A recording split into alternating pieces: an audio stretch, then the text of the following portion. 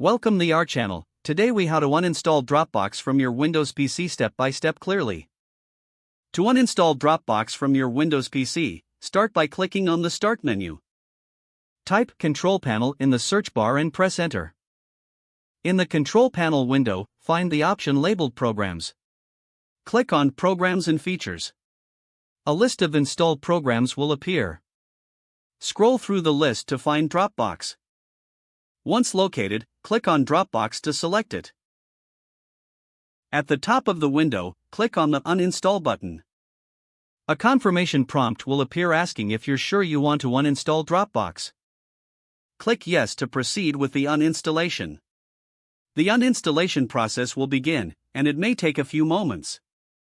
Once completed, you will see a message confirming that Dropbox has been uninstalled. If you see a prompt asking to restart your computer, you can choose to restart now or later. To ensure all Dropbox components are removed, you may want to check your system tray.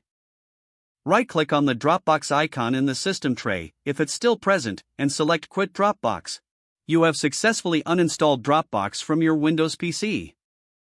If the page does not load, refresh the browser or try again in a private or incognito window.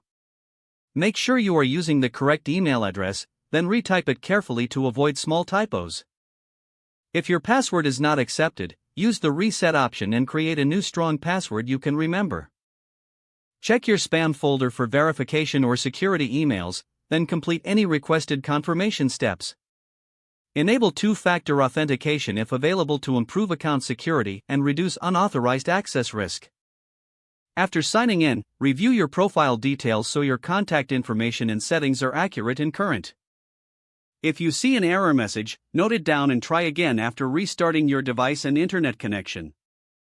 Log out when you finish, especially on shared devices, to keep your account and payment information secure. If the page does not load, refresh the browser or try again in a private or incognito window. Make sure you are using the correct email address, then retype it carefully to avoid small typos. If your password is not accepted, use the Reset option and create a new strong password you can remember. Check your spam folder for verification or security emails, then complete any requested confirmation steps. Enable two-factor authentication if available to improve account security and reduce unauthorized access risk. After signing in, review your profile details so your contact information and settings are accurate and current. Don't forget to like this video and subscribe to our channel for more step-by-step tech guides.